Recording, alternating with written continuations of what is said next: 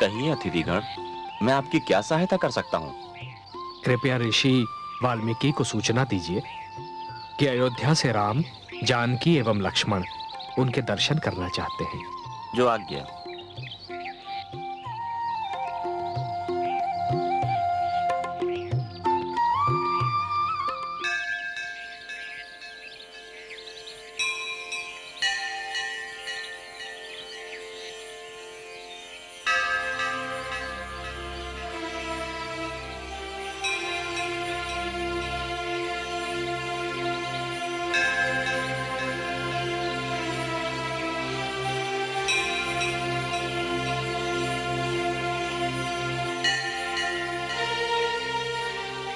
गुरुदेव, अयोध्या के राजकुमार श्री राम, जनक नंदनी सीता और सुमित्रा नंदन लक्ष्मण आश्रम पधारे हैं।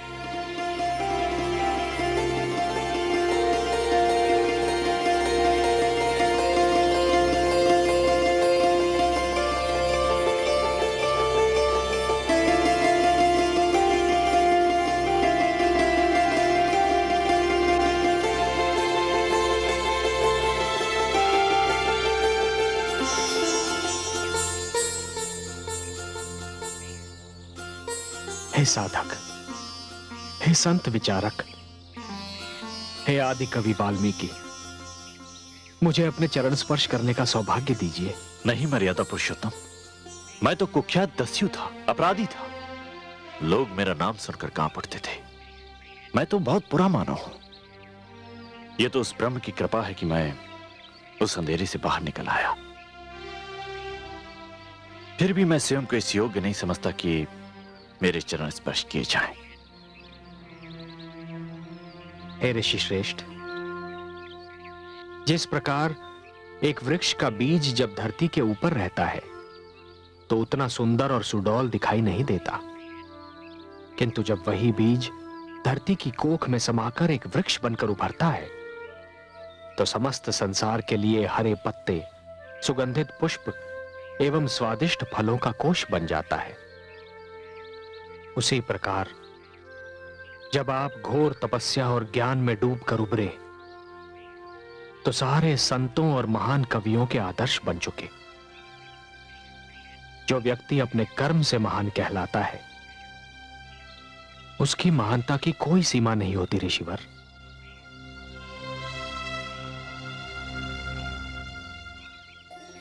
प्रणाम गुरुदेव। सौभाग्यवती भाव, तुम्हें देखकर मेरे मन में जो भावना उठ रही है मैं उसका वर्णन नहीं कर सकता। न जाने क्यों मेरा मन कर रहा है कि मैं तुम्हें पुत्री कहकर पुकारूं। केवल पुकारिए नहीं ऋषिवर, पुत्री समझिए भी। चिरंजीवी भाव, भले समय पर आए आप लोग। मैं आपके बाल्यकाल से जीवन का चरित्र चित्रण कर रहा हूं और मेरी ये प्रबल इच्छा थी कि उसका अवलोकन उसी के हाथों हो जिसका ये चरित्र चित्रण है। और मेरा ये सौभाग्य है कि आज ये अवसर मेरे हाथ आ गया। देव भाषा का इतना बड़ा विद्वान, इतना बड़ा ज्ञाता एक साधारण शिष्य से अवलोकन के लिए कह रहा है। मैं आपका स्थान जानता हूं। आपके कुलगुरु वशिष्ठ मुझे बता चुके हैं कि आप साहित्य, कला एवं संस्कृति के असाधारण ज्ञाता एवं विद्वान हैं। अवलोकन तो आप ही को करना होगा। आइए विश्राम कीजिए।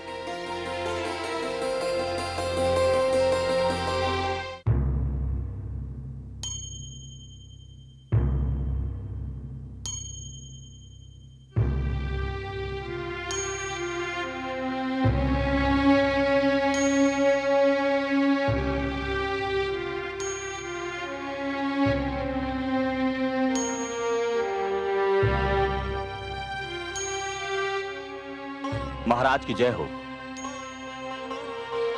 सेनापति, क्या समाचार मिला? मेरे गुप्तचर कुछ समाचार लाए हैं महाराज, और उन्हें सुनकर मैं कुछ उलझन में पड़ गया हूँ। क्या सोचना है इतनी चिंताजनक है? चिंताजनक तो कहना उचित न होगा मेरे लिए, पर हाँ, आश्चर्यजनक कहा जा सकता है। आप मेरा कौतूहल बढ़ा रहे हैं।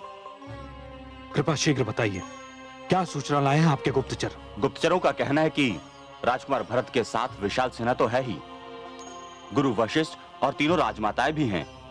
क्या अर्थ हुआ इसका?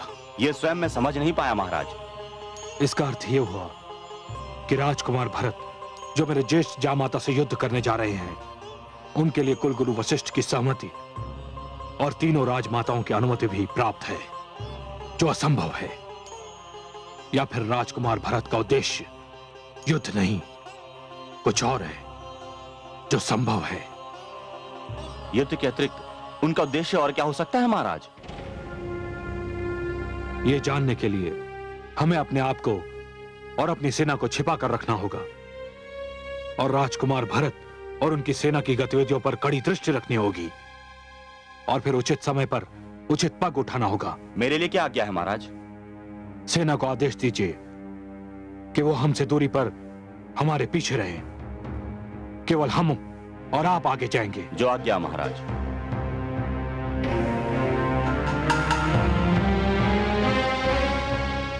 मेरी राजदुलारी सीता न जाने वन के कष्टों को कैसे झेल रही होगी।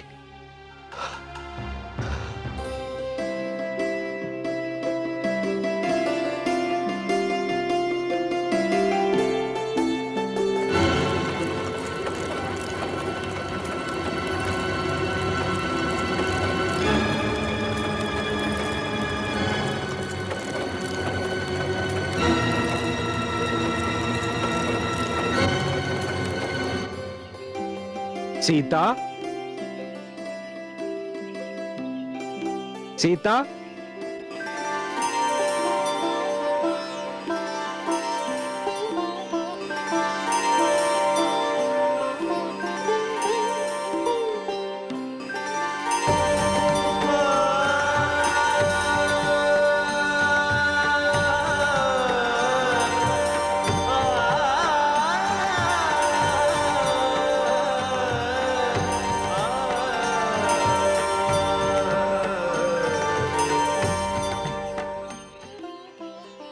सोच में पड़ गए स्वामी।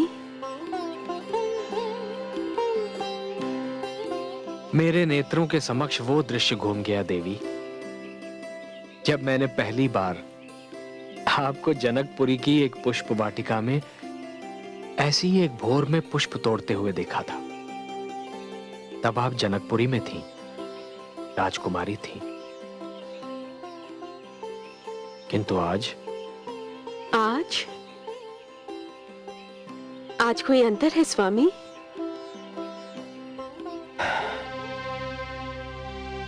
भोर भी वैसी ही है, पुष्प भी वैसे ही हैं, किंतु आप जनकपुरी में नहीं है, एक उजाड़ वन में है। और आप राजकुमारी नहीं है देवी, एक वन से दूसरे वन भ्रमण करती दुखियारी है।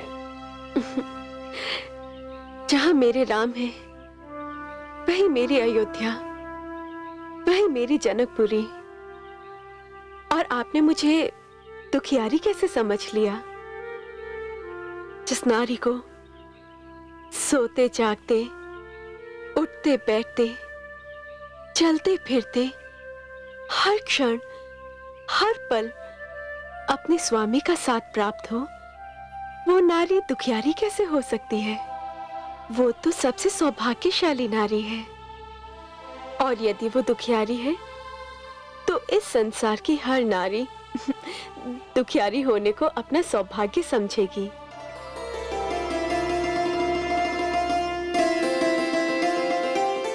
धन्य है आप, धन्य है। ये वाक्य तो केवल आप ही के मुख से निकल सकते थे। ये पुष्प तोड़ने की आवश्यकता क्या पड़ गई? भ्राता लक्ष्मण जल लेने गए हैं, तो मैंने सोचा आपकी पूजा का समय हो रहा है, मैं ही पुष्प तोड़ लाऊं।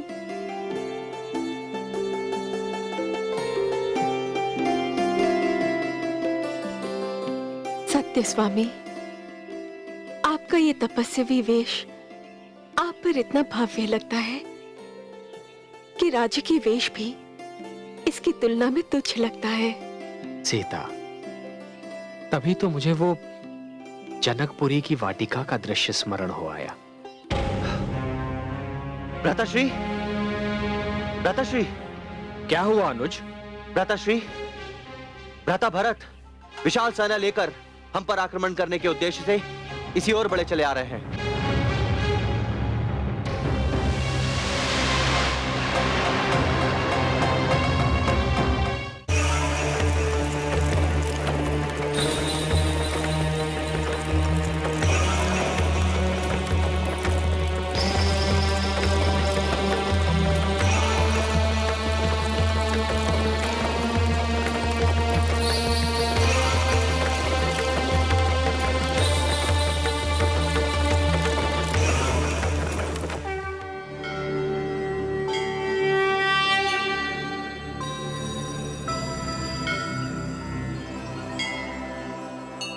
देवाधिदेव, ये किसने आपके नेत्रों को अपनी ओर बांध रखा है?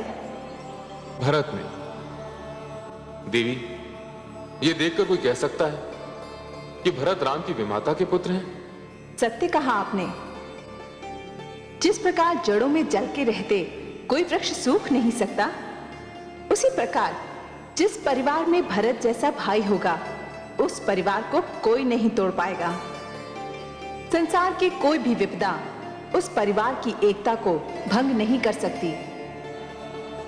चारों भाइयों में जो स्नेह है, वो परिवार में संबंधों की ऊंची और आदर्श मर्यादा को स्थापित करता है। देखिए, भरत किस प्रकार हट कर रहे हैं कि उनकी माताएं रथ में सवार हो जाएं, और इसके लिए वो तर्क भी दे रहे हैं।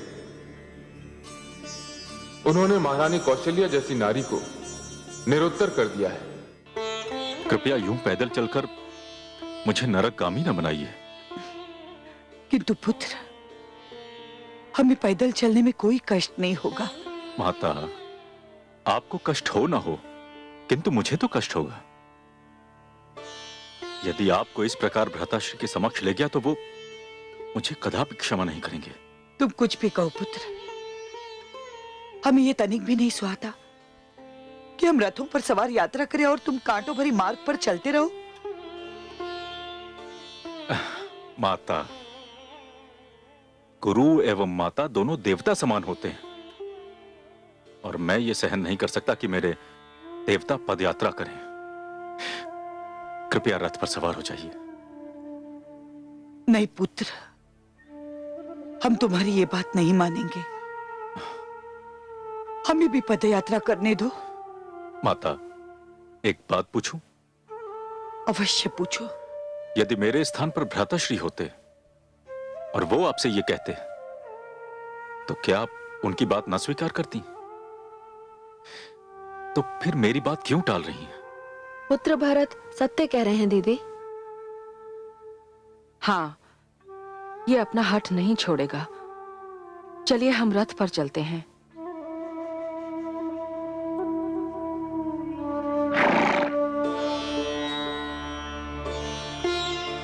अनुज। जी भ्राताश्री। अब तुम भी रथ पर जाओ।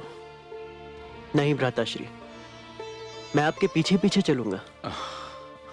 अनुज, तुम्हें कष्ट होगा तो मुझे दुख होगा, मान लो मेरी बात। भ्राताश्री, आप अपनी साधना पूरी कर रहे हैं, पर आप मुझे अपनी साधना पूरी करने से वंचित कर रहे हैं। मैं कुछ समझा नहीं। भ्राताश्री, भ्राताश्री राम के पदचिन्हों पर चलना आपकी साधना है, और आपके पदचिन्हों पर चलना मेरी साधना है। अनुज,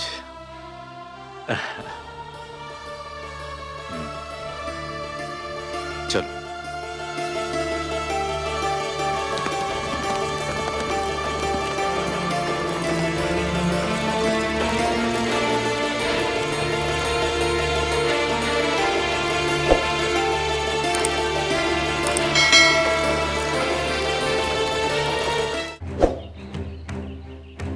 भ्राताश्री, मुझे आज्ञा दीजिए कि मैं भ्राताश्री भरत के राजमत, सत्तामत और अहंकार को चकनाचूर कर दूं।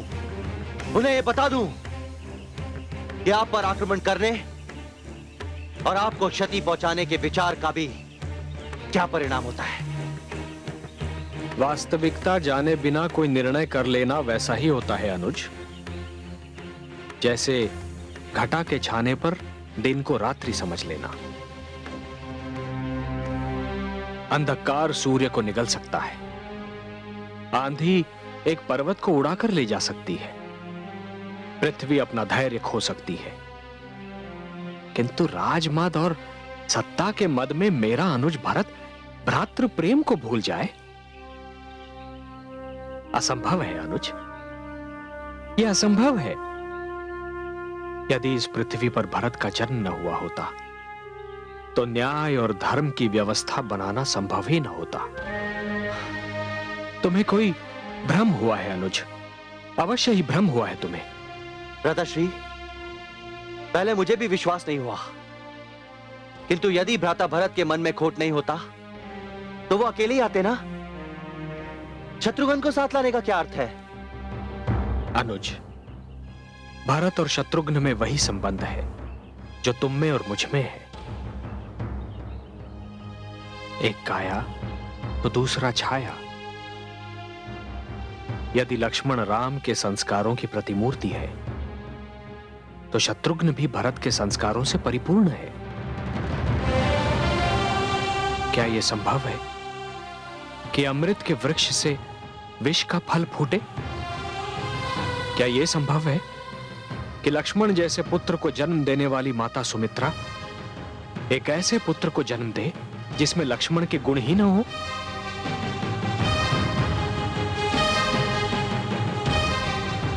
अनुज, क्या यह संभव नहीं है कि शत्रुघ्न भी मुझसे मिलने के लिए उतना ही उतावला हो रहा हो?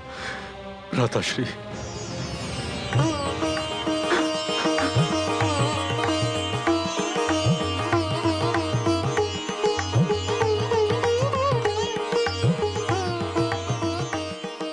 भ्राताश्री, भरत, भ्राताश्री,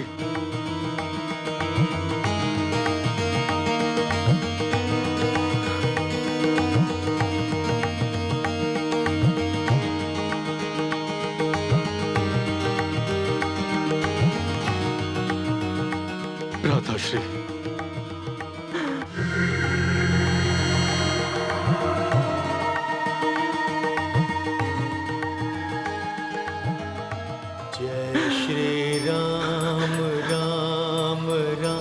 भ्राताश्री, जय श्री राम, भ्राताश्री, भरत, भ्राताश्री, भ्राताश्री, राम राम, भ्राताश्री, मोरे राम, अनुज, राम राम, श्री भ्राताश्री, राम राम राम, श्री राम, जय श्री राम, भरत, राम राम, महारानी कैकेयी, जय श्री राम, भरत के अश्वों ने तुम्हारे सारे पाप धो दिए। जय श्री राम, भ्राताश्री, तुमने मुझे भरत जैसा पुत्र दिया। जाओ, मैंने तुम्हारे सारे अपराध क्षमा किए। श्री राम, भरत,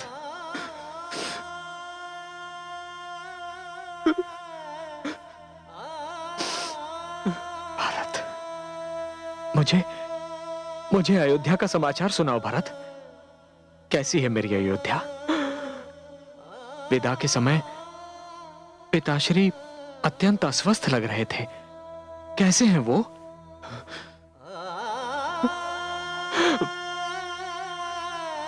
भ्राताश्री, पिताश्री स्वस्थ एवं अस्वस्थ होने के जंजाल से मुक्त हो गए।